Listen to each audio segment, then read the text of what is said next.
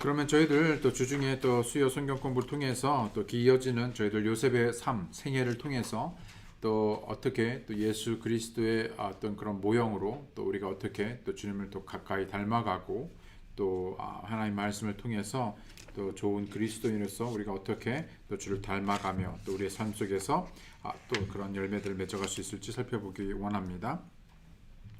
저희를 잠깐 오늘 모임을 위해서 기도하고 저희 시작하겠습니다. 하나님 아버지 감사합니다. 또 오늘 저희를 또 귀한 시간들을 내어서 또 함께 모여 또 귀한 하나님의 말씀을 함께 또 나누고 또 배울 때 또 말씀을 전하는 저나 또 말씀을 듣는 또 모든 귀한 성도분들 또 마음속에 또 성령께서 역사하시고 또 저희들을 배우고 들은 바 또 그 말씀에 확신하고 또 뿌리를 내리며 또 예수 그리스도에게까지 자라는 또 성장하며 또 주를 닮아가는 죄가 되게 도와주시옵소서. 감사드리고 예수님의 이름으로 기도드렸습니다. 아멘. 오늘 저희들 두 번째로 저희들 지금 요셉의 삶을 살펴보고 있습니다. 이미 지난번에 꿈꾸는 자로서 또 하나님께서 어떻게 또 요셉의 삶을 개입하셔서 사용하였는지 이미 말씀드린 대로 꿈이라는 것은 그 당시에 성경이 없었기 때문에 당시에 하나님께서 자신의 말씀, 자신의 뜻, 생각을 계시하여 또 이루시기 위하여 어떤 여러 가지 아주 특정한 방법들을 사용하여서 하나님께서 말씀을 계시하셨을 때 마찬가지로 요셉이 우리가 생각하는 우리가 꿈꾸는 그런 꿈을 꿔서가 어떤 의미를 부여한 게 아니라 하나님께서 요셉에게 목적을 가지고 하나님의 말씀을 뜻을 계획을 계시하셨다. 그래서 하나님께서 요셉을 사용하셨을 때 그 요셉이 누구였는지를 저희들 살펴보았습니다. 그래서 그의 배경과 또 그의 삶을 통해서 우리가 배웠죠. 오늘은 두 번째로 바로 증오하는 자입니다. 지난번에도 살펴봤듯이 요셉이 신실한 사람이었지만 그렇죠. 형들의 미움을 받았다고 그랬죠. 그냥 단순한 미움이 아니라 증오의 대상이었습니다. 왜요? 바로 아버지가 요셉만 편애했기 때문이죠. 더군다나 가장 좋은 것 편애 또 뿐만 아니라 요셉이 꾼 꿈이 그 형들에게 상당히 못마땅한 그런 꿈들이었기 때문입니다. 그래서 그 형들이 동생임에도 불구하고 요셉을 증오하는 자들이 되었죠. 계속해서 저희를 꿈꾸는 자라는 시리즈로 볼 때 꿈에 관련돼서 저희를 살펴볼 텐데요. 혹시 여러분의 그런 꿈은 무엇인가? 대부분 어렸을 때 꿈을 보면 뭐 간호원, 뭐 경찰, 뭐 등등 뭐 여러 가지 꿈들이 있죠. 그래서 커서 뭐가 되고 싶은지 또 여기 계신 분들도 또 함께 참여하신 분들도 또 한때 또 그런 꿈들을 꾸었었고 또 그 꿈을 아직도 이루어 가시고 또 바라는 그런 분들도 있으려 믿습니다. 매사추세츠의 펄 리버라는 그런 곳의 고등학교 농구부에 크리스 헤런이라는 한 농구 선수가 있었습니다. 농구를 하면 미국에서 특별히 스포츠 선수들이 어떤 그런 메이저리그 아니면 어떤 NBA 어떤 그런 선수가 되기 위해서 특히 이 농구에서 어떤 드래프트 그러니까 선수들이 뽑히는 거죠. 드래프트 돼가지고 그 어떤 NBA에 들어갈 확률이요 0.03%랍니다.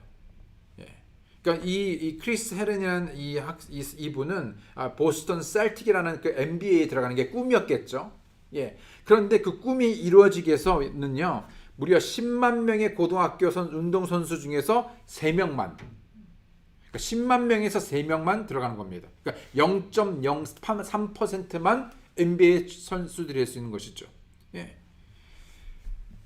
그런데 그 엄청난 확률을 뚫고 이 크리스 헤런이라는 사람이 NBA의 2차 라운드, 두 번째 라운드에 뽑혀서 첫 번째 덴더 너겟스라는 팀에 들어갔고요. 그리고 그 다음에 2000년도에 자신이 그렇게 꿈꾸고 원했던 바로 그 보스턴 셀틱에 들어가게 됩니다. 선수로 뛰게 되죠. 그런데 이 선수의 특징을 보게 되면 그 꿈을 이루었고 또 그 꿈을 이루는 삶을 살았는가 했지만은 그러나 몇몇 사람들이 절대 하지 않는 뭐 아시다시피 그런 어떤 향락에 빠지게 되죠. 그래서 술과 마약에 빠져서 그런 선수로서의 그 모든 꿈들을 쉽게 잃어버린 그런 한 예의 사람입니다. 종종 우리들의 꿈은 어떤 이 크리스 헤린이라는 경우처럼 어떤 자신의 길로 갔다가 어떤 우회되는, 그렇죠, 방향이 틀어지는 경우가 종종 있습니다. 그렇죠. 내가 이런 방향, 내가 이런 사람이 되기 원하는데 여러 가지 환경적인 아니면 어떤 이런 개인적인 여러 가지 이유들로 그 꿈을 이루지 못하고 그것들이 방향을 바꾸게 되는, 우리가 가는 길에 다른 이들이 막아서고 방해하는 일들로 인해서 우회될 수도 있고요. 방해받을 수도 있고, 또 오늘 본문의 주인공인 요셉도 그랬죠. 예. 하나님께서 그에게 비전, 꿈을 주시고 그 꿈을 이루기 위하여 살라고 했었을 때 그런 방해, 장애물들이 있었다는 것입니다. 하나님으로부터 주어진 요셉의 꿈이 다른 사람들의 손에 의해서 꺾이게 되고 방해받게 되고 도전받고, 또 그렇죠, 그 의지들이 또 그런 뜻들이 굴절된 것이죠. 물론 요셉의 삶에서 그 생애에서는 한순간도 하나님께서 관여하시지 않은 적이 없고 또 하나님의 주권을 벗어난 적이 없었죠. 그러나 요셉의 형들과 그 외의 여러 가지 장애물, 환경들, 어려움, 고난들을 볼 때 우리는 우리로 하여금 하나님께서 주신 꿈을 이루지 못하도록 하는 세 가지 장애물에 대해 알아보기 원하고 또 그 중요한 가치 있는 교훈을 살펴보기 원합니다. 요셉의 형들이 가졌던 몇 가지 문제는 매일의 일상에서 그리스도인들이 겪는 것과 같은 것이죠. 그런데 우리가 성령 충만함으로 이러한 문제를 극복하는데 배우지 않는다면 우리 역시 어떤 꿈, 어떤 다른 어떤 세상적인 꿈보다도 하나님께서 우리에게 원하시는, 그렇죠, 삶, 그리고 하나님께서 각각 개개인에게 지난 시간에 보았듯이 가지고 계신, 이루시고자 하는 그 특별한 계획을 이루는데 어렵게 된다는 것입니다. 자, 다시요. 하나님께서는 모든 믿는 사람 각각을 통해서 원하시고 그 삶 속에서 원하시는 일들이 있고 하나님의 목적하신 바들을 이루기 원한다는 것입니다. 그런데 그 각각의 그리스도인들이 그것을 이해하고 그 목적을 이루는 삶을 살기보다는 세상을 살면서 또 여러 가지 믿음의 삶에서 부딪히는 여러 가지 고난이나 어려운 문제들을 통해서 그 꿈이 젖혀지고 잊혀지고 망각되어지고 전혀 다른 길로 가게 되는 것들을 보게 된다는 것이죠. 이 본문을 통해서 그 첫 번째 장애물을 보게 될 때 바로 그 꿈을 젓고 우회하게 되고 목적을 이루지 못하게 그 첫 번째 장애물은 바로 무엇이냐면 흐릿한 관점입니다. 시각이요. 자, 우리 의인은요, 뭐라고요? 자기의 믿음대로 살아간다고 그랬잖아요. 그렇죠? 그리고 믿는 사람들은 보이는 것에 따라, 어서 오십시오. 보이는 것대로 살지 않고 뭐라고요? 보이지 않는 하나님의 약속의 말씀을 믿음으로 붙들고 살아가는 사람들입니다. 그런데 이런 영적인 믿음의 제 삶의 눈을 우리가 가지지 못하면, 영적인 시각을 가지지 못하면 그저 보이는 것으로 살다 보니, 그것을 보이는 것으로 판단하고 결정하다 보니까 전혀 하나님의 뜻을 이해하지 못하는 것이죠. 예를 들어보죠. 사도 바울에게 육체의 가시가 있었습니다. 육신으로 볼 때는 그것은요, 불필요한 것이었죠. 그러나 하나님의 관점에서 봤었을 때는 그것이 필요한 것이었고, 뭐라고 말했습니까? 하나님의 은혜라고 말했죠. 전혀 사도 바울조차도, 누구요? 사도 바울조차도 그 하나님의 뜻, 계획, 의도를 알지 못했습니다. 그런데 육신의 눈으로는요.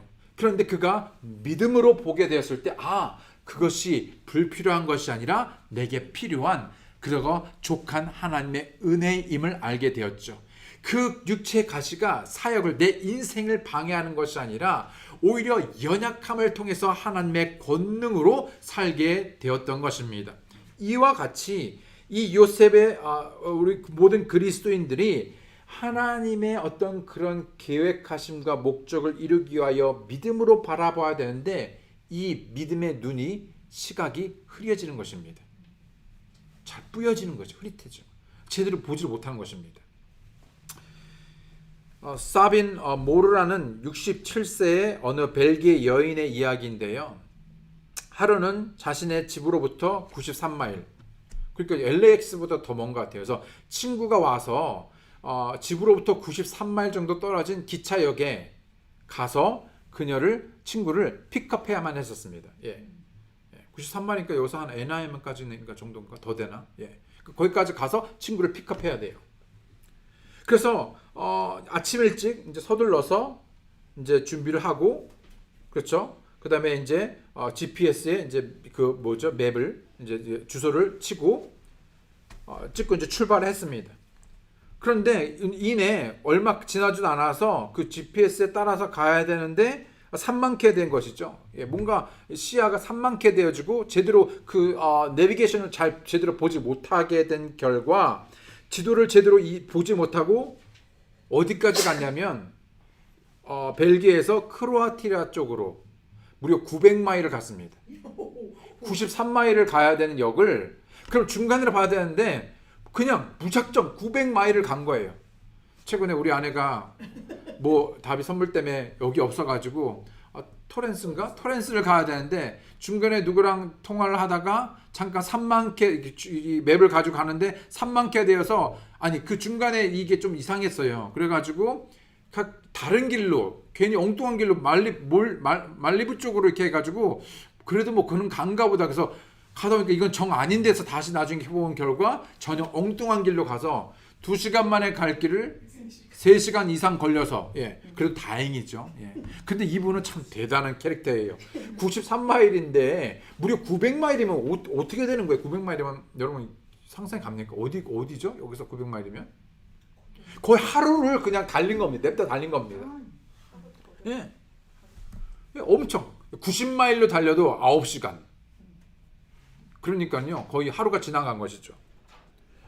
우리는 이 이야기를 듣고 어떻게 이 여자분이 집에서 그렇게 멀리까지 가는데 그 전에 중간이라도 확인을 해보고 그렇죠? 확인을 해보고 또는 어떤 도움을 구하지 않았는지 참 이해가 되지 않습니다. 절대 이해가 되지가 않습니다. 그렇지 않습니까? 참 이해가 되지 않죠. 분명한 것은 그녀가 보는 어떤 관점에 문제를 가지고 있었다는 것입니다. 그리고 이런 사빈과 같은 잘못된 그런 관점 중간에도 돌이켜야 되는데 우리의 인생이 돌이키지 않는다는 것이죠. 그냥 가는 겁니다. 그냥 남들이 가니까 그냥 사는 것이니까 인생이 그렇다니 보니까 그냥 가는 겁니다.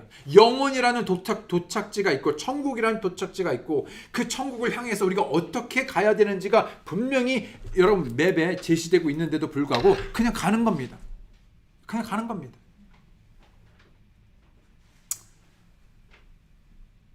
이런 사빈과 같이 잘못된 관점은 우리 역시 올바르기 위해 알고 있는 모든 것을 버리고 잘못된 길로 빠지고 그 길에서 멀어지게 할 수 있다는 것이죠.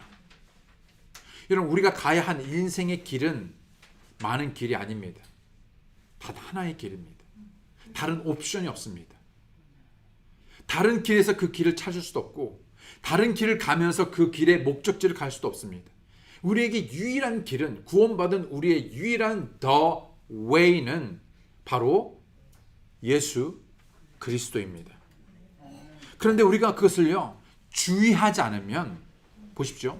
우리가 그 길을 잘 살펴보자. 여러분 구약에 보면 그것을 옛 길, old path라고 합니다. 많은 길들 가운데 너희는 뭐라고 말했습니까? 여러분 기억나십니까? 한 1, 2년 전에 설교했었는데 너희는 그 old path, 옛 길을 두고 행로들을 두고 그 많은 길에서 멈춰서랍니다. 왜요? 그냥 일단 무조건 바쁘니까 가는 것이 아니라 멈춰서 어느 길이 옛 길인가. 그렇죠? 우리의 믿음의 선배들이 갔던 예수 그리스도께서 갔던 또 마땅히 우리가 가야 하는 그 길이 세상의 길에서 수많은 길을 제시할 때 어디로 가야 하는지를 멈춰서서 보고 그 길로 가라는 것이. 그래서 주의하지 않으면은 우리 역시도 깨닫지 못하고 무려 900마일 아니 그 이상. 여러분 이분은 900마일이지만은 많은 그리스도인들 900마일이 아니라 1년, 10년, 20년 인생의 통째로 인생 전체를 완전히 다른 길로 가는 사람들이 많이 있다는 것이죠. 자, 그럼 무엇이 이들로 하여금 그런 흐릿한 관점을 갖게 했는가? 당연히 흐릿한 관점이라면 여기서 요셉이 아닌 오늘의 주인공들은 형들겠죠. 이 형들, 요셉의 형, 그들은요 자신의 어떤 그런 의무를 저버렸습니다. 형들의 의무. 14절로 보게 되면 이스라엘이 그에게 이르되 원하노니 가서 내 형들과 양떼가 잘 있는지 보고 내게 말을 다시 전하라 하며 이처럼 그를 헤브론의 골짜기에 보내매 그가 어디로 갔습니까? 세겜으로. 누가? 요셉이의 세겜이요. 아버지가 자 형들이 아버지의 명을 받들어 아버지의 일을 합니다. 어떤 일이요? 양떼를 돌보는 일을. 그래서 어디요? 세겜으로 보낸 거예요. 세겜에 간 것입니다. 거기서 목초지에서 양들을 먹였어야만 됐죠. 그래서 시간이 오래됐고 또 날들이 지났기 때문에 근데 소식이 없어요. 뭐 전화기가 있는 것도 아니고. 그래서 어떻게 해요? 요셉을 형들에게 보내는 것입니다. 그가 세겜으로 가니라. 어떤 사람이 그를 만났는데 보라 그가 들에서 헤매고 있으며. 자, 왜 요셉이 헤매고 있습니까? 아무리 찾아봐도 없어요. 예. 그러니까 여기 가보고 저기 가보고. 예. 그런 거 경험해보셨죠? 전화기 놓고 가가지고 어디서 만나기로 했는데 막 여기 가봤다 저기 가봤다 계속 빙빙 돌고 막 계속해서 막 연락도 안 되고 막 그런 예.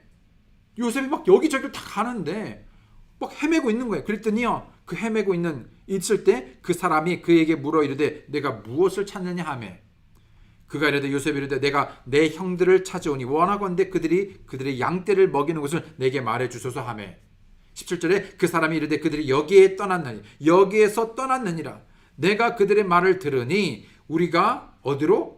도단으로 가자 하더라 하매 요셉이 자기 형들의 뒤를 따라가 도단에서 그를 만나니라. 성경은 말하기를 하루는 요셉의 아버지가 형들이 잘 있는가 해서 요셉을 누구에게? 세겜에 있어야만 하는 형들에게 보냈다고 말하고 있죠. 이 일은 결코 작은 일이 아니었습니다.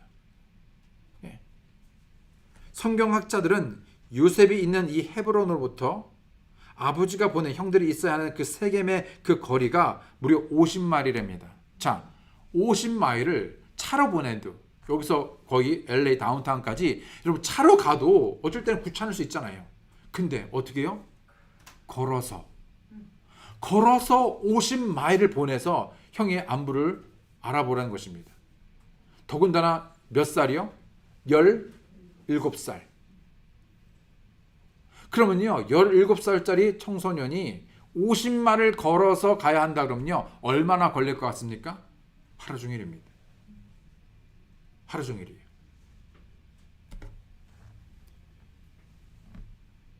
그러나 요셉이 그 하루 종일을 걸려서 세겜에 당도했을 때 그의 형들을 찾아볼 수가 없습니다. 근데 어떤 사람이 요셉에게 말하죠. 이미 형들이 세겜에서 떠났답니다. 도단에 갔을 거래요. 이 도단은 세겜에서 또다시 13마일이 떨어졌습니다. 그러면요 지금도 50마일 왔는데 힘들어 죽겠는데 또 13마일을 가야 됩니다. 성경은 왜 형들이 세겜에 있지 않고 도단에 갔는지 말해주고 있지 않죠. 그러나 우리가 분명 알 수 있는 것은 형들이 있어야 할 곳에 있지 않았다는 것입니다. 형들은 세겜에 있어야 했습니다. 그들은 세겜에서 아버지의 양떼를 돌봐야 했습니다. 그것이 의무였습니다. 맡겨진 일이었습니다. 그러나 형들은 자신의 길에서 벗어났죠. 우회합니다. 그리고 그 중요한 자신의 의무를 저버립니다. 우리가 하나님과 우리를 위한 그분의 계획으로부터 그 시선을 뗄 때 우리의 삶에서 분명히 길에서 벗어나 우회하게 됩니다. 돌아가게 되죠. 우리가 시선을 잃은 결과 관점이 흐릿하게 되면서 우리는 우리가 옳다라고 알고 있는 것들을 버리고 불순종하게 됩니다. 잠언 28장 20절에 보게 되면 신실한 자는 복이 넘치려니와 속히 부자가 되려 하는 자는 무죄하지 아니하리라.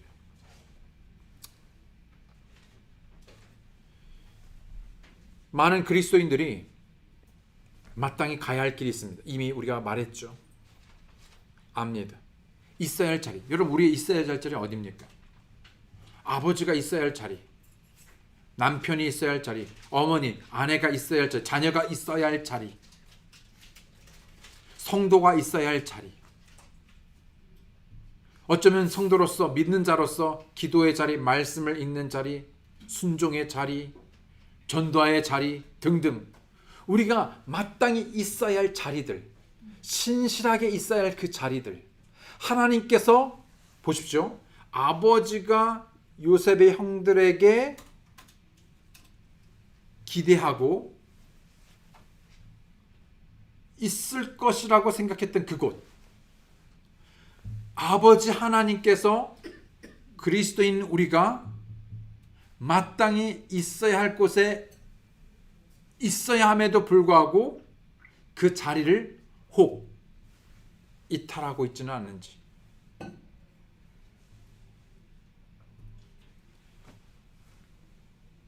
요셉의 형들은 자신에게 주어진 그 중요한 의무를 소홀히 여기고 저버렸습니다. 두 번째로 그들은 요셉을 경멸스럽게 보았죠. 서로에게 이르되 19절에 보게 되면 보라 이 꿈꾸는 자가 오는도다.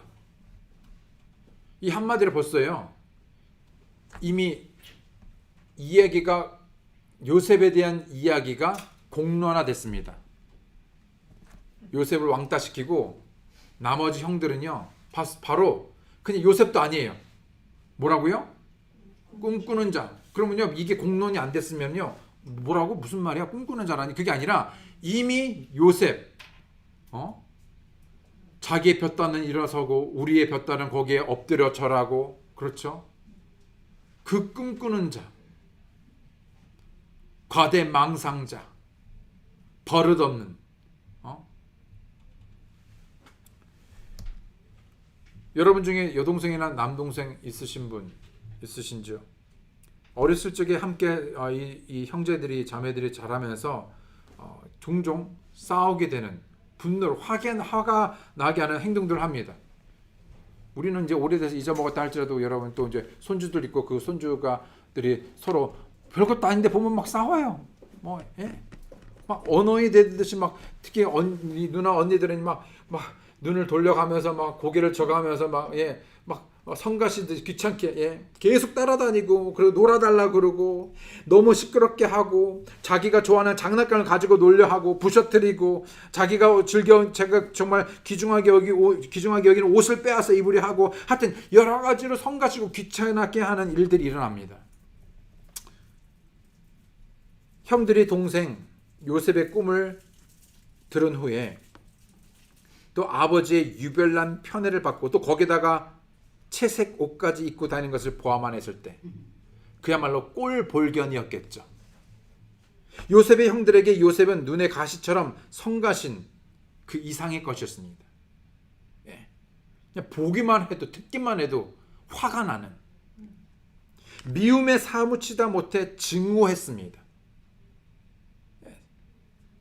오늘 본문을 상상해 보건대 그 동생 요셉이 도단에까지 자기들을 쫓아 따라온 것을 보고 무슨 생각을 했을까요? 한번 상상해 보면요.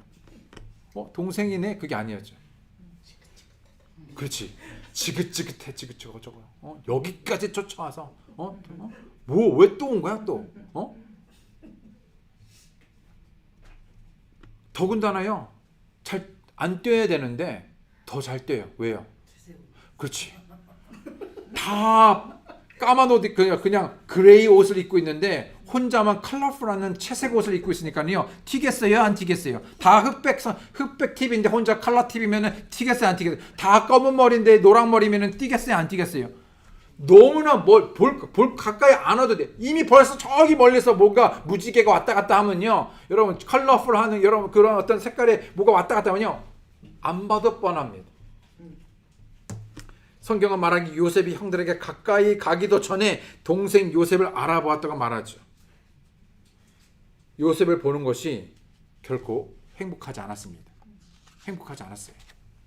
19절에 보게 되면 서로에게 이르되 자기들끼리 서로 얘기하되 보라 이 꿈꾸는 자가 오는도다.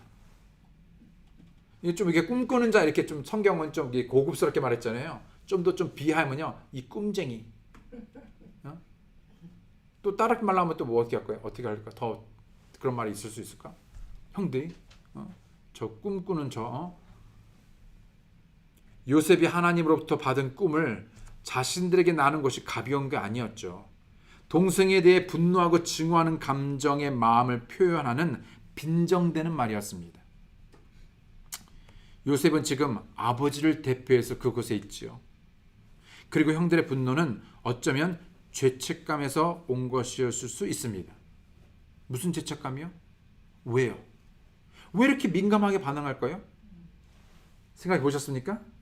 물론 우리가 그 전에 있었던 일들을 통해서 그러니까 한 게 아니라 왜 이렇게 과민 반응을 하죠? 응? 왜 형들이 지금 이 동생에 대해서 과민 반응하고 있죠? 왜일까? 어쩌면 형들은 지금 자신이 있어야 할 곳에 있지 않은 것을 알고 있었고, 그러면 어떻게 되는 겁니까? 여러분 지난 시간에 37장 2절에 보게 되면은 요셉이 자기 형들과 양떼를 돌보고 있었을 때 어쩌면 형들은 그렇게 하지 않았겠죠. 그래서 형들의 악한 일을 어떻게 했습니까? 아버지에게 그렇지 리포트 보고했습니다. 그러면요 뻔하죠. 형들이 지금 세겜이 있어야 되는데 가보니까 아버지 세겜이 아니고 도단에 있더라고요. 그렇게 말할 것을 이미 다 직감하고 질에 찔리고 죄책감을 받을 수 있습니다.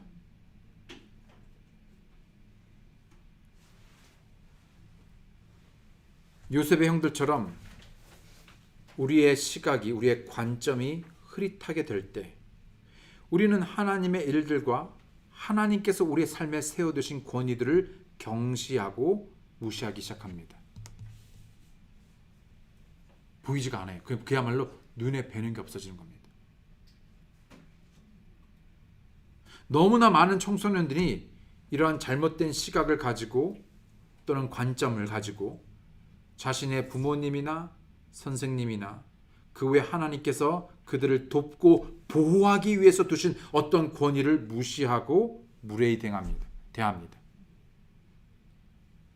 이런 청소년들이 생각하기를 그들이 뭐라 그러든 난 상관 안 해. Who cares? 선생님이 뭐라고 하면 나는 뭐 그러든지 말든지. 경찰이 그래도요. 뭔데? 자기가 뭔데? 등등. 그러나 성경은 하나님께서 주신 권위들에 대해 어떻게 반응해야 하는지 분명히 우리에게 말씀하였죠. 골로새 3장 20절에 자녀들아 모든 일에서 너희 부모에게 순종하라. 이것은 주를 매우 기쁘게 하느니라. 히브리서 13장 17절에 너희를 다스리는 자들에게 순종하고 복종하라. 그들은 마치 자기가 회개에 보고할 자인 것 같이 너희 혼을 위해 깨어있나니 그들이 기쁨으로 그것을 하게 하고 근심으로 하게 하지 말라. 그것은 너희에게 유익을 주지 못하느니라. 베드로전서 5장 5절에 너희 젊은 사람들아 이와 같이 장로에게 복종하고 참으로 너희가 다 서로에게 복종하며 겸손으로 옷 입으라. 하나님께서 교만한 자는 물리치시고 겸손한 자에게는 은혜를 주시느니라. 첫 번째 이들의 장애물은 그래서 하나님의 뜻을 올바로 보지 못한 것은 바로 흐릿한 관점, 시각이었기 때문입니다. 두 번째 이들의 장애물은 무엇이냐면요, 부주의한 생각입니다. 부주의한 생각. unguarded. 다시 말하면요, 그 생각을 지키지 못한 것이죠. 성경에서는요, 계속해서 우리의 생각을 지키라고 말합니다. 왜요? 생명의 근원이 거기서 나오기 때문에. 왜냐하면 생각이 어떠하든지 간에 그 사람이라고 말하고 있죠. 맞습니까? 예. 내가 무엇을 마음에 품고 있는가, 내가 어떤 생각을 하고 있는가, 바로 그 사람입니다. 그것이 정체성입니다. 그래서 뭡니까? 성경은 끊임없이 그 생각을 지키랍니다. 예. 아무거나 여러분 그냥 받아들이는 게 아니라 지켜야 돼요. 그뿐만 아니라 로마서에 보게 되면 뭐라면 이따가 말하겠지만 로마서 12장에 보면 너의 생각을 renew, 새롭게 함으로 변화를 받아. 그러니까 생각이 변하지 않으니까는 변화가 안 일어나는 거예요. 생각이 guard, 보호되지 않고 그것을 철통 방어하지 않으니까는, 관리하지 않으니까는요, 온갖 쓰레기들이 다 들어오게 되는 것이죠. 영양과 물들게 되는 것입니다. 그래서 무엇이 장애물이었냐? 그들의 부주의한, 그렇죠, 지키지 않는 생각들입니다. 여러분이 아이였을 때 슈퍼히어로가 돼서 다른 사람의 생각을 읽는다든지 아니면 뭔가 생각하면 어디론가 여러분의 몸이 그 장소에 딱 간다든지 뭐 그런 거 상상해 본 적 있습니까? 안에는 있네요. 우리가 상상을 많이 해가지고. 수많은 과학자들과 연구가들이 조사하면서 오랫동안 논쟁한 바에 의하면 인간의 생각이 우리가 상상하는 것 그 이상 훨씬 초월하여서 강력하다는 것입니다. 그냥 단순히 그냥 스쳐가는 생각이 아니라 그 사람이 하는 그 생각, 그렇죠? 그 생각의 그 파워가 엄청나 강력하다는 것입니다. 네. 그리고 사람들이 사용하는 사용량보다 훨씬 더 광대하다는 것이죠. 이미 여러분 알려준 대로 여러분 그 똑똑한 정말 에디슨이도 이런 그 수많은 그런 뛰어난 과학자들 수많은 사람들이요 뇌에 극히 적은 부분만 사용했답니다. 아인슈타인도 100%가 아니라 거의 아주 그냥 아주 지극히 작은 부분입니다. 종종 이런 얘기를 들으면요. 그럼 만약에 우리가 천국에 가면은 이제 완전 새로운 몸을 입게 되면은 이제는 한계가 없어지잖아요. 그렇죠? 이런 한계가 없어지면은 여러분 어떻게 되겠습니까? 미치지 않고요. 진짜로 완전히 그냥 초월의 삶을 사는 것입니다. 초자연적인 사람이 되는 것입니다. 어찌됐건 현재 과학과 기술은 전에 상상하던 일에 더욱 가까워져 실제로 팔을 잃은 사람을 대상으로 인공지능 판을 만들어서 생각한 대로 움직입니다. 무슨 말이냐면요. 팔을 잃었어요. 근데 이 팔이란 건 내 몸의 팔은요. 내가 생각한 대로 움직이잖아요. 그렇죠? 오른팔 올려라. 왼팔 올려라. 맞나? 왼팔 맞죠? 가끔 헛갈리더라고. 내가 생각한 대로 하는 겁니다. 맞습니까? 물론 생각한 대로 안 될 때도 있죠. 뭐 이렇게 하고 안 될 때는 안 될 때도 있는데 어찌됐건 간에 뭐 이렇게 하고 뭐 이렇게 하는 거지. 안 될 때도 있지만은 그런데 내 신체가 잘려지고 인공으로 팔을 만들어 꼈다고 저는 이게 말이 안 되잖아요. 그런데 기술이 어디까지 발전됐냐면요. 이 인공지능의 팔을 연결했을 때 내가 생각하는데 이 팔이 움직이는 겁니다. 그 정도까지요. 멀리 갈 것도 없어요. 옛날에만 우리가 상상으로 했던 여러분 뭐 우리가 쉽게 지금 아주 일반화된 여러분 전화기 이거 막 이렇게 들고 이렇게 하고 막 이만한 거 다니고 여보세요.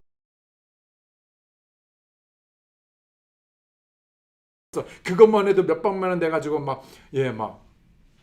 그러다가 맨날 삐삐세대에서 하다가 이제 이렇게 폴더 이렇게 해가지고 하는 거 나오고 점점 작아지고 뭐 등등등 상상이나 했겠어요? 10여 년 전에? 여러분 먼 얘기가 아니에요. 불과 10여 년 전에 전화기로 인터넷을 하고 게임을 하고 모든 서치를 하고 또 뿐만 아니라 전화기로 사진까지 찍고 할 수 있는 모든 것을 다 하는 것을 여러분 상상이나 했겠습니까?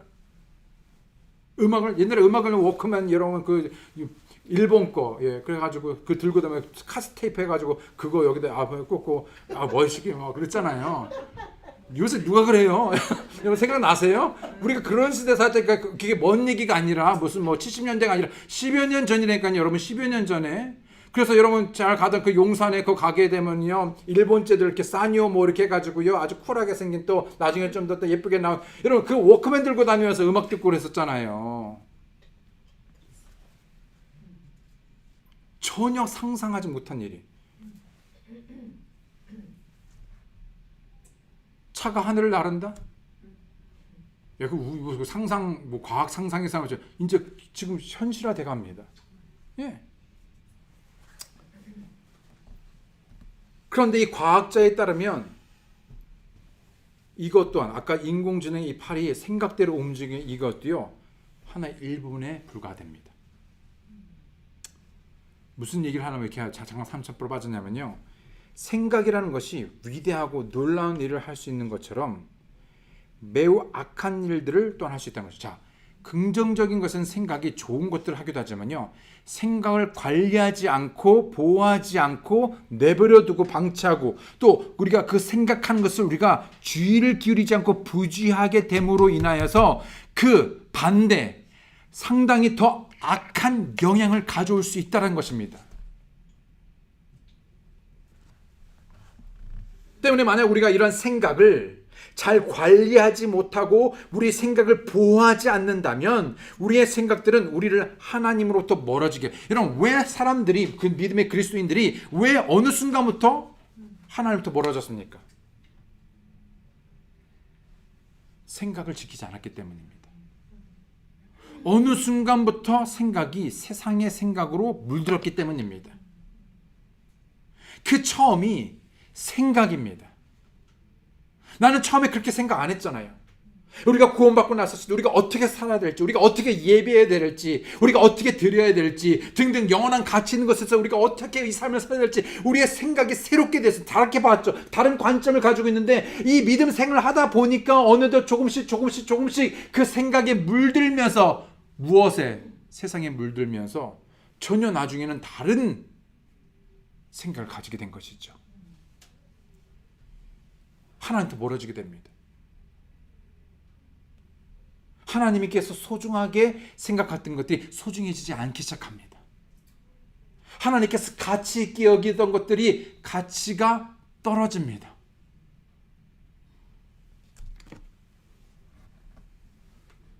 그런데 더 심각한 것은 마치 우리가 알고 있는 모든 것이 옳다고 여기는 겁니다.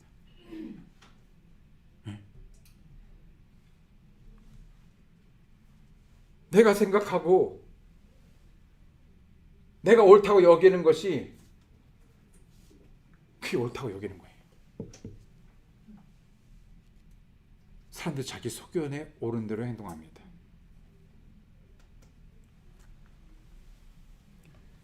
이것이 바로 하나님께서 우리로 하여금 우리의 생각을 동여 매고 정신 차리고 그래서 깨어 있으라고 명령하신 것입니다. 정신 차리랍니다. 정신 차려.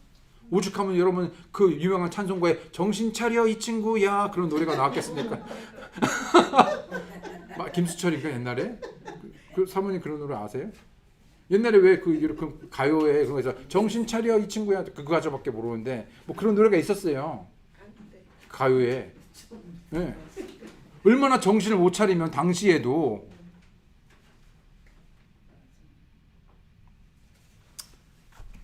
정신 차리랍니다. 그리스도인들, 사랑하는 자녀들에게 이 악한 세상에서, 어두운 세상에서 정신 차리랍니다. 운동을 통해 근육을 단련하는 것처럼 우리가 올바로 생각하도록 우리의 생각을 훈련해야 됩니다. 베드로전서 1장 13절에 그러므로 너희의 마음의 허리를 동이고 정신을 차려 예수 그리스도께서 나타나실 때 너희에게 가져오실 그 은혜로 인해 끝까지 소망을 가질지어다. 네. 그래서 이런 부주의한 관리되지 붙들지 않는 그런 생각이 큰 장애물이 되는데 첫 번째 그들은 형들이죠. 자신들의 악한 생각에 머물러 내버려뒀습니다. 만약에 처음에 그런 생각이 들 수 있잖아요. 요셉에 대해서. 그러면요. 그것이 아니지. 정신을 차리고 그렇게 하지 않는 그 처음이 있었어야 됩니다. 그런데 어떻게 했습니까? 내버려둔 겁니다. 여러분 왜 우리가 어떤 사람에 대해서 어떤 쓴뿌리가 생길 때 어떤 용산 어떤 것이 한참 진화되기 전에 과정을 한참 넘어서기 전에 그렇게 했을 때 말씀을 통해서 그렇게 하면 안 되지. 그리스도인에서 그렇게 하면 안 되지. 하나님의 말씀에 대해서 내가 어떻게 반응해야 되는지 우리가 생각을 관리하고 그 생각을 지키고 우리가 깨어있으면 그렇게 하지 않을 텐데 어느 순간부터 우리가 그냥 그것을요 내버려 둔 겁니다. 그런 감정, 그런 생각을요 그냥 내버려 둔 것이죠. 무슨 말인지 아십니까 여러분?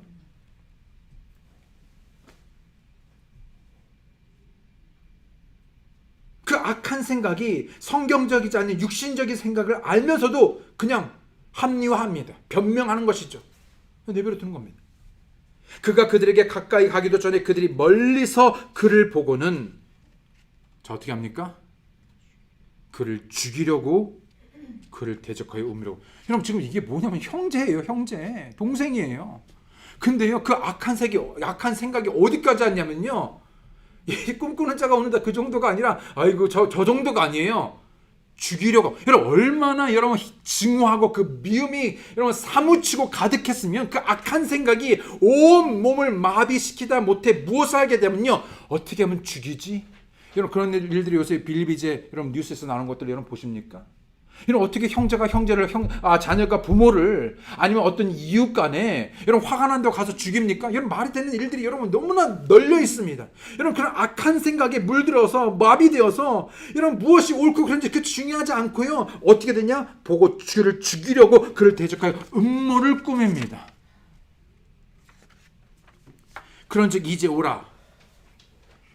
우리가 그를 죽여 어떤 구덩이에 던지고 말하기를 어떤 악한 짐승이 그를 잡아먹었다고 하자. 그의 꿈들이 어떻게 되는지 우리가 보자. 지금 뭐 하는 거예요? 이 말도 안 되는 뭐냐면요. 그래? 뭐? 내 단은 쓰고 우리 단은 엎드려 절하고 경배하고 존경을 표하고 뭐라고? 그래? 한번 어떻게 되나 보자. 내가 너 죽여줄게. 네가 죽고 없는데 우리가 어떻게 너한테 절하는지 한번 보자는 거야. 여러분 이게 말이 되는니까? 이게 상식적으로 말이 되는 것입니까? 여러분 진짜로 우리가 쓴뿌리 용서하지 않는 어떤 그런 미움에 사무치다 보면요. 우리의 이성적인 것이 마비되어서요. 절대 자기 자신도 주의도 보지 못하고 결국 사망의 길로 가는 것입니다. 그럼 그리스도인들이 이런 얼마나 많은지 몰라요. 자기밖에 모릅니다. 내 감정, 내 상처, 내가 그래서 그 쓴뿌리, 그래서 자신이 사랑하는 가족도 죽이든 뭘 하든 상관이 없어요. 그냥 다 같이 죽는 것입니다. 형들이 가까이 오기 전에 요셉을 알아보기 오래전부터 이미 요셉의 형들은 요셉에게 악한 일들을 행하려고 생각해왔습니다. 근데 너무나 여러분 더 솔직히 소름 끼치는 것은요. 그 형들 중에서 한 사람만 그런 게 아니에요. 우리라고 말합니다. 이미 이들은요. 하나의 공통된 하나의 팀이 된 겁니다.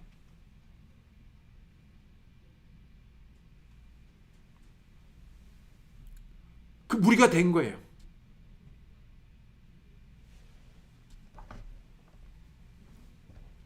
형들은 오래도록 얼마나 요셉을 미워하고 증오하는지, 그놈의 꿈 얘기가 죽도록 싫은지, 아니면 자신의 아버지가 오직 요셉만 편애하는 그 현실이 너무나 싫고 그런 증오의 마음의 생각을 키워왔을 것입니다. 그래서 어떻게 하면 동생 요셉을 아프게 하고 상처를 줄지 생각했겠죠. 상상의 나라를 펴요. 여러분 그런 거 있잖아요. 왜 너무 어떤 사람 미우면요. 어떻게 하면 저 사람을 해코지 이렇게 상상을 합니다. 어떻게 저 해코지 해주지? 어떻게 갚아주지? 어떻게 아프게 해주지? 어떻게 내가 받은 것처럼 똑같이 되돌려줄 수 있을까? 그래서 상황극을 만들고요. 그것도 시나리오를 짜고요. 이렇게 생각하고 저렇게 이렇게 하면 그런 생각들을 해야지 않았을까요? 그리고 그런 악한 생각들이 그저 있는 것이 아니라 악한 계획을 세우게 합니다. 음모를 꾸미게 합니다. 음모. 18절에 보면 그가 그들에게 가까이 가기도 전에 그들이 멀리서 그를 보고는 그를 죽이려고 그를 대적하여 음모를 꾸미며. 죄는 항상 그 생각에서 시작합니다. 그래서 사단이 뭘 하냐면요. 생각에 씨를 던집니다. 다른 말로는 마음에 씨를 던집니다. 주인이 하루는 밭에 좋은 씨앗을 뿌렸어요. 근데 다음날 보니까요. 가라지가 올라와 있어요. 이게 어떻게 된 일이에요? 근데 예수님께 뭐라 말합니까? 간밤에 악한 자가 가라지를 뿌리갔답니다. 우리는 이 말씀만 들었잖아요. 우리가 말씀 여러분 교회에서 수요 예배에서 성경 공부해서 순전한 좋은 선한 말씀을 뿌렸어요. 그런데 왜 우리의 마음에 뿌려졌잖아요. 맞습니까? 수없이 수백 수천 수만 정말 얼마나 많이 뿌려졌습니까? 그런데 그 마음밭에 뿌려진 말씀, 순전한 말씀으로 좋은 열매를 기대했는데 왜 그 마음에 가라지가 있습니까? 쓴뿌리가 있습니까?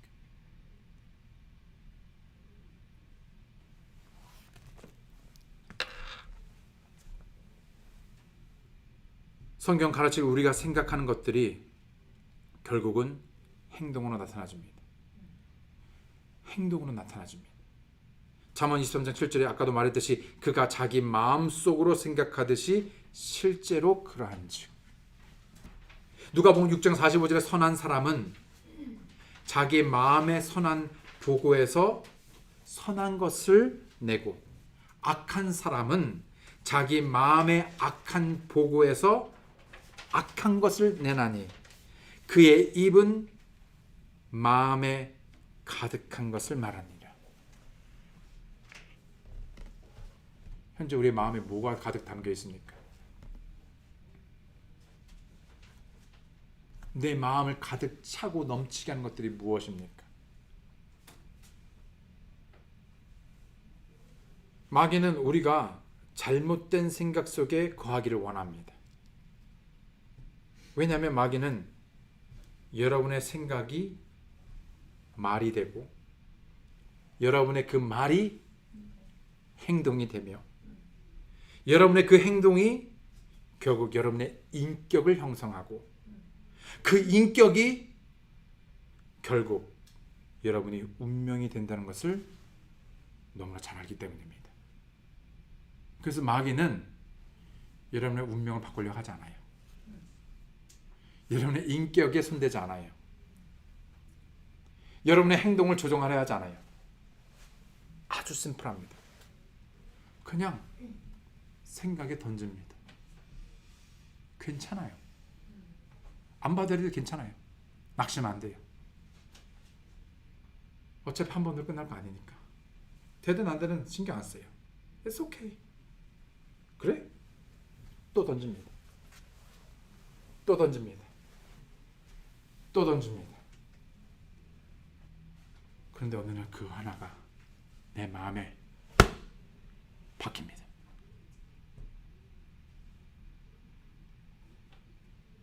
미움이 박히고 상처가 박히고 쓴뿌리가 자랍니다. 여러분은 바로 여러분이 생각하는 바대로의 결과입니다. 만약 여러분이 여러분 자신을 바꾸고 변화되기 원한다면, 좋은 것을 열매 맺기 원한다면 먼저 여러분의 생각을 바꿔야 합니다. 새롭게 해야 됩니다. 그래서 로마서 12장 2절에 사도 바울이 뭐라고 그랬습니까? 너희는 이 세상에 동화되지 말고 오직 너희 생각을 새롭게 함으로 변화를 받아 하나님의 그 선하시고 받으실 만하며 완전하신 뜻이 무엇인지 입증하도록 하라. 빌립보서 4장 8절에 늘 아는 말씀입니다. 끝으로 형제들아, 무엇이든지 진실한 것과 무엇이든지 정직한 것과 무엇이든지 의로운 것과 무엇이든지 순수한 것과 무엇이든지 사랑스러운 것과 무엇이든지 좋은 평판이 있는 것과 덕이 되는 것과 칭찬이 되는 것이 있거든 이런 것들을 곰곰이 생각하라 하고 말하는데, 그럼에도 불구하고 사람들은 곰곰이 뭘 생각하냐? 이와 반대 것들을 곰곰이 씹고 또 씹고 또 씹고 곰곰이 생각합니다. 잘못된 생각을 하기는 너무나 쉽죠. 왜냐하면 그런 생각에 대해 아무도 우리를 모른다고 속당하기 때문입니다. 맞습니까? 모르잖아요. 내가 그런 생각, 악한 생각을 한다고 누가 압니까? 모르죠. 설령 이렇게 웃으면서 이렇게 말해도 내가 그런 악한 생각을 하는데 눈빛을 다 알아? 이거 좀 과장되게 한 거지만 이렇게 웃어도 웃는 게 아니고 모르잖아요. 내가 웃고 있으니까. 다른 사람에 대해 잘못된 생각을 우리가 하고 있다는 것을 아무도 모른다고 생각합니다. 특히 남자들이 더 그렇게 생각해요. 바보처럼. 여자 다 아는데. 부모에 대해서 겉으로는 순종하는 척하면서 속으로는 반항하는 것을 아무도 모른다고 생각합니다. 이미 벌써 다 아는데. 그런 거 있잖아요. 아니라고 그러는데 뭐 아니 뭐가 아니야. 벌써 네 눈빛이, 네 태도가, 네 분위기가 지금 그게 아닌데 이미 다 뿜어내고 다 하고 있는데 아니래요. 괜찮대요.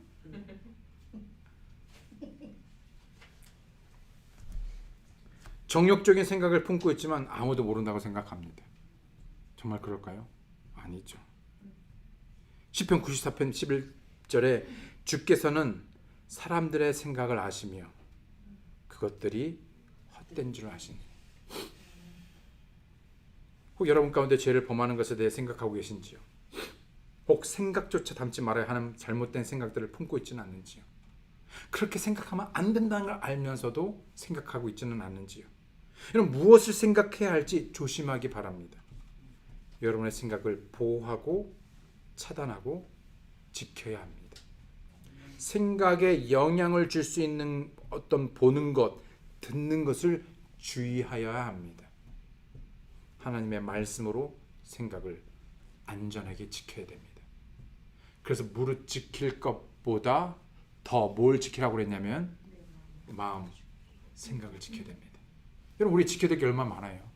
여러분, 재산도 지켜야 되고, 여러분 모두 지켜야 되고, 건강도 지켜야 되고, 여러분 직장 뭐 세상에 지켜야 될 게 너무나 많습니다. 그런데 무릇 지킬 것보다도 더 많이, 훨씬 더 우선적으로 가장 중요하게 지켜야 되는 거, 내 마음을 뺏어봐, 그런 얘기 아닙니다. 여러분, 그거 말고 여러분 마음을 지켜야 돼요. 잠언 4장 23절이죠. 열심을 다하여, 여러분 열심을 내야 됩니다. 그냥 가만히 있으니까, 아무 노력을 안 하니까, 관리를 안 하니까 그런 거예요. 그래서 열심을 다하여 뭘 지키라고요? 내 마음을 지키라. 생명의 근원이 거기에서 나오는. 시편 119편 105절에 주의 말씀은 내 발의 등불이요 내 길의 빛이니이다. 그들은 자신들의 신념을 타협했습니다. 신념. 요셉의 형들이요, 어디 동떨어진다 믿지 않는 그런 저기가 아니었어요. 그들도 믿는 바가 있었고 아는 바가 있었어요. 배운 바가 있었어요. 맞습니까? 맞습니까? 네. 르우벤이 그 말을 듣고 그를 그들의 손에서 건져내며 이르되 우리가 그를 죽이지는 말자 하니라. 형들 가운데 르우벤이 타협을 합니다. 물론 어떤 면에서는 그래도 다른 형들보다 낫지 않겠는가 하는데, 사실은요 완전히 그렇게 할 수 없어요. 왜요? 혹시 모르지만은 그럼 같이 자기도 왕따 당할 수 있으니까. 이미 분위기는 넘어갔고 어떻게 하는지 아니까요, 그렇게 완벽하게 완강하게 할 수는 없어요. 그러니까요, 뭔가 찔림은 있고 그렇지만 안 할 수는 없고, 그것이 잘못된 건 아는데 또 그럴 수도 없고, 그러니까 그 중간 어디에서 타협을 하는 겁니다. 에? 여러분, 우리 그리스도인들 그러지 않습니까? 막 믿음으로 그렇게 너무 좀 하고 너무 심한 것 같고 그렇죠. 더 소위 말하는 덕이 안 돼, 세상 사람들이 덕이 안 돼, 덕을 왜 끼쳐야 되는지 모르겠는데 덕이 안 될 수도 있고, 그러니까 그 중간 어디선가 사람 그 마음을 다치지 않고 인기를 잃지 않고 그 사람의 마음을 헐타지 않으면서 어느 정도 그렇지만은 말하는 르벤이 그랬습니다. 우리는 얼마나 타협된 신념이 하나님을 향한 우리들의 꿈을 되돌리는지 볼 수 있습니다. 야곱의 모든 아들들은 하나님에 대한 지식으로 주입되었습니다. 그러니까 자신의 여러분 알미 아니었어요. 우리나라는 그런 거 잘하죠. 주입식, 모든 게 다 주입식 교육이에요. 그런데요, 그게 우리의 성향인가 봐요. 근데 믿음도 주입식이에요. 혹시 그런 거 같지 않습니까? 어떻게 주입하는지 아십니까? 우리의 자녀들이, 우리뿐만 아니라 우리의 자녀들이 개인적으로 인격적으로 예수님을 만나고 구원받는 것뿐만 아니라 그가 하나님을, 주님을 개인적으로 계속 친밀한 관계 속에서 알아가야 되는데, 그냥 무조건 교회만 오면 되는 줄 압니다. 안 오면 혼나고 막 끌고 오고, 어디서 지금 가야지 네가 왜?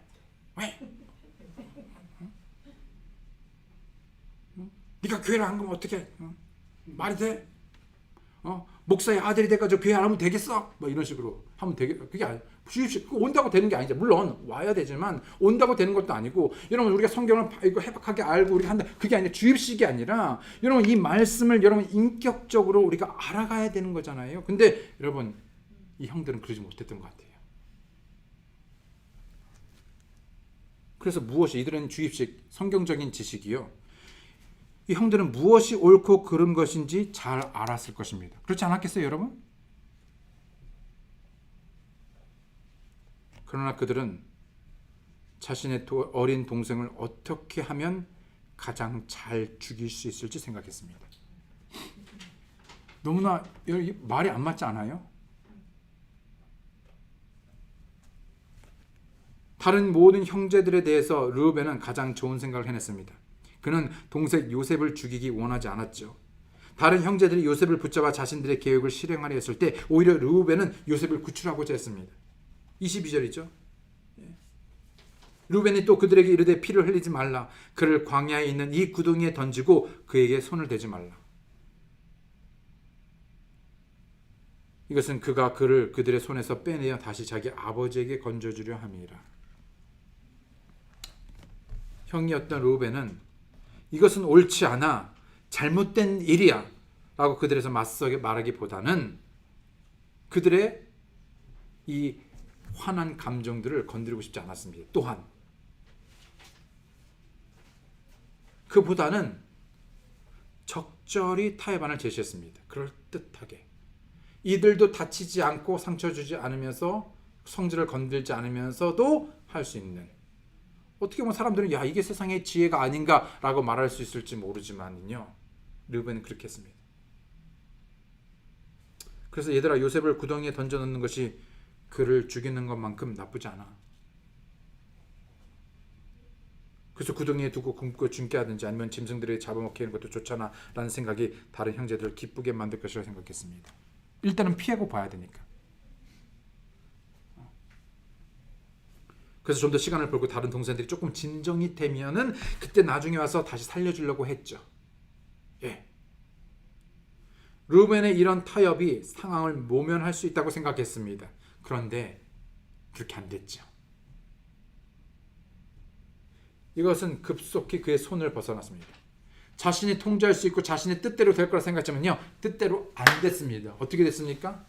르우벤이 잠시 갔다 온 사이에 어떻게 됐습니까? 마침, 그렇죠? 상인들이 지나가면서 자기 동생을 팔아넘깁니다.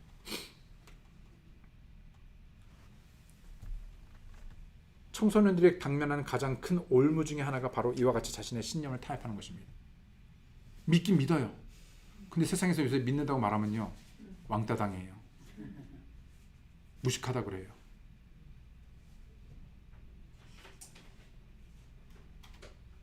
요새는 옳은 것을 옳다고 말하면요, 안 돼요. 상상해 보시죠. 여러분 동성연애가 잘못됐다고 여러분 청소년들이 말하면 어떻게 되겠습니까? 그냥 끝이에요. 거기서요. 완전 매장당하는 거예요. 그거 어떻게 말해요? 그런 세상이 되었어요. 근데 그것이 잘못됐다고 말한다고요? 굳이 왜 분란을 일으켜요? 그래서 어떻게 합니까? 자신의 믿는 바를요, 타협합니다.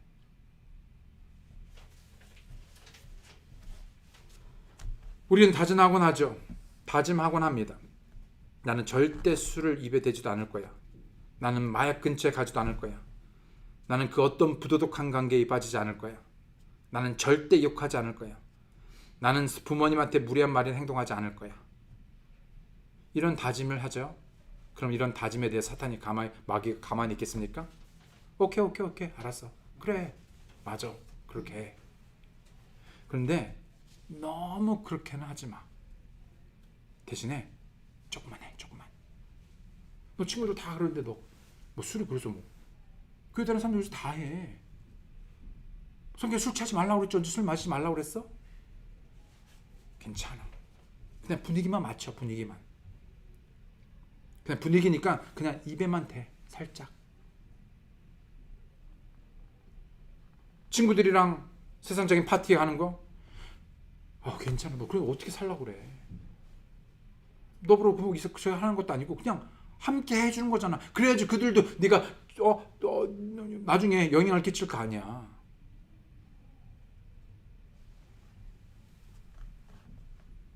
괜찮아. 너무 심하지만 않게 하면 돼.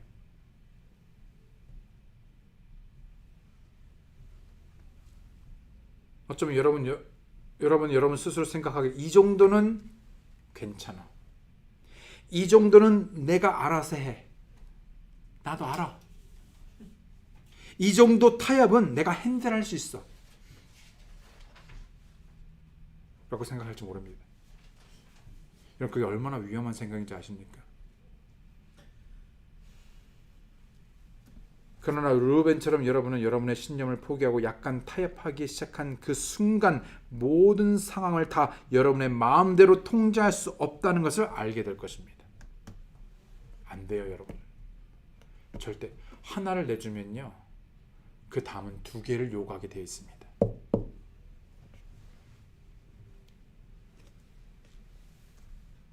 아무리 좋은 의도를 가지고 했다 할지라도 죄의 그 영향력은 엄청나고 강력하죠. 때문에 성경은 우리로 하여금 그 어떤 경우에도 마귀에게 기회를 주거나 틈을 주지 말라고 경고하고 있습니다. 여러분, 아예 기회를 주지 말래요. 조그마한 틈조차도 주지 말래요. 왜 그럴까요? 그 조그만 틈이 결국 모든 것을 무너뜨리기 때문에 그렇습니다.